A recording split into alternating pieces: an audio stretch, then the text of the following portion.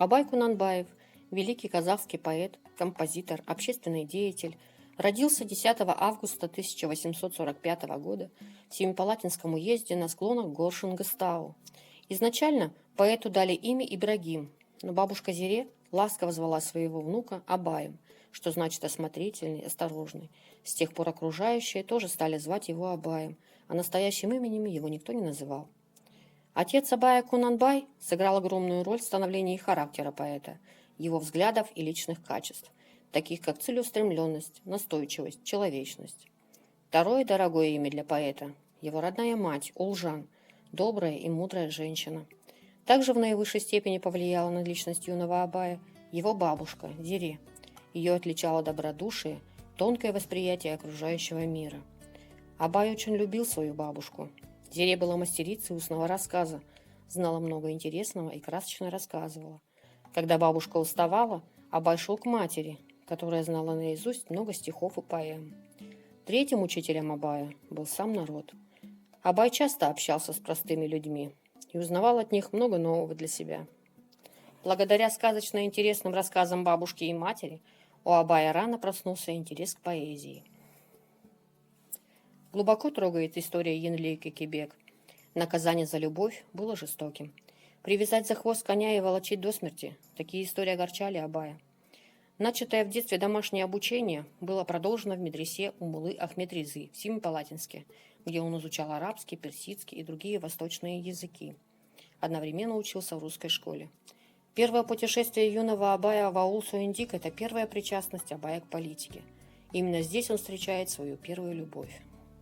У Абая было 3 жены. На Дильде он женился в 15 лет. Брак был по договоренности отцов молодых.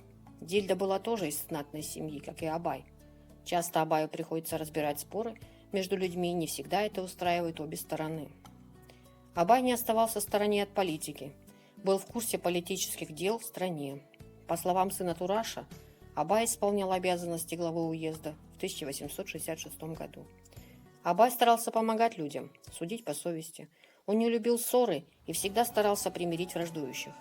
В 42-м слове назидания говорится: «Одна из причин пристрастия людей к злу – безделье. Почему люди делают столько зла?» – говорил Абай. «Их много, я один». Айгерим, вторая жена Абая, тоже была из знатного рода. Она являлась потомком национального героя Мамай-Батыра. Абай ее очень любил и посвящал ей стихотворение. «Оразбай, Култу, Жиринше – темное трио, главный источник темной власти. Им не нравится Абай, они объединяются против него». После внезапной смерти брата Оспана, его жена Еркежан стала 3-й женой Абая и прожила рядом с ним последние 11 лет его жизни.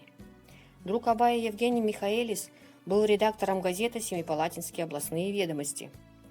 Благодаря влиянию своих друзей Абай познакомился с русской литературой, в частности с произведениями Пушкина, Лермонтова, Тургенева, Толстого, Достоевского.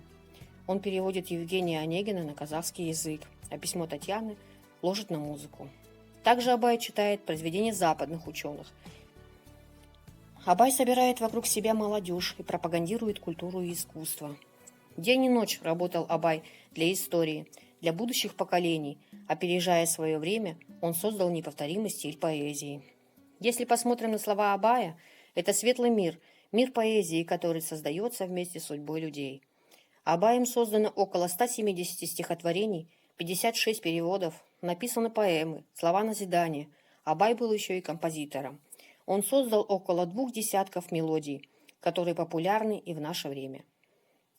Книгу Бахаджана Майтанова «Абай» и произведение Абая Кунанбаева можно прочесть в нашей сельской библиотеке.